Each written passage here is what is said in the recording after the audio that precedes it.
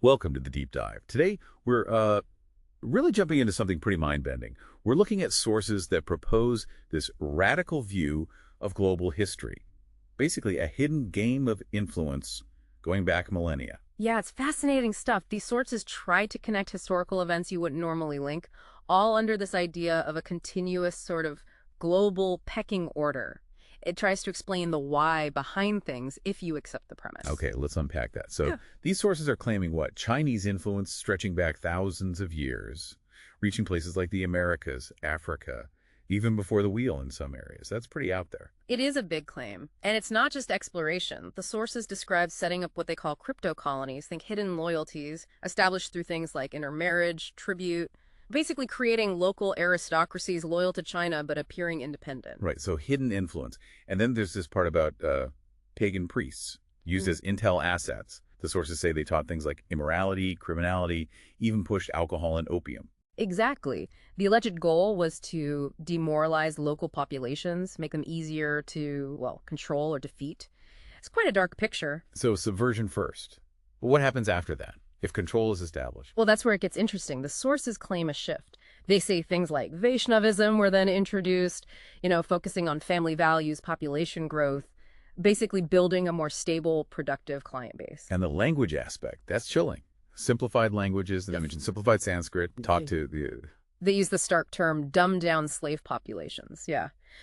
The claim is it was to limit their thinking, their ability to express complex ideas or dissent. Okay, so this is laying out a blueprint for really deep, multi-layered control, culture, religion, language. Wow. How does this feed into that client-state pecking order you mentioned? How did empires rise and fall in this view? Well, the sources detail this hierarchy consistently. China at the top, then Siam, India, later Sumeria, Egypt, even Rome slotting in. And a key tactic highlighted is this idea of controlled opposition. Controlled opposition, you mean like fake rebellions? Sort of. They'd secretly build up a group, like the cult of Tammuz mentioned from Mesopotamia, let dissenters flock to it, and then crush them, often publicly and humiliatingly, like turning temples into brothels.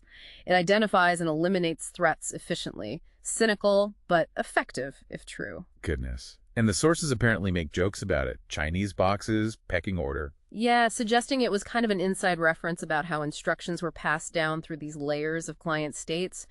A nested system. So it creates this illusion of independence for the conquered. Precisely. People forget their origins, but if they rebel, the unseen power comes down hard. They reinterpret things like King Leonidas' death not just as heroic, but as a public, humiliating execution for defying the system. A warning. Okay, so this network adapts over time.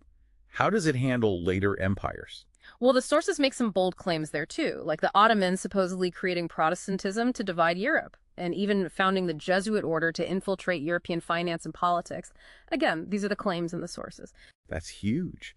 So even as Europe rose, and then the U.S., they just adopted this model. That's the suggestion. They inherited or copied these methods of crypto-colonial control, spies, financial networks, the whole playbook. The pecking order persists, just with different players moving up. And the U.S. ends up on top after World War I, according to this narrative, even influencing revolutions in China and Russia to maintain the structure. That's what these sources propose, yeah. Orchestrating events to keep that global order, with the U.S. now in the lead position. And now, you mentioned GDP shifts. China and India rising again. Exactly. The sources point to that as a potential rebalancing, maybe a return or a shift within that same ancient pecking order framework. It comes full circle in a way. Wow. Okay, so wrapping this up, these sources offer a really provocative way to look at history. Hidden agendas, long-term plays. They certainly do. It forces you to question the standard narratives, doesn't it? What does this interpretation really suggest about how history unfolded? And maybe what forces are still at play today? Who's really pulling the strings? It definitely gives you something to think about.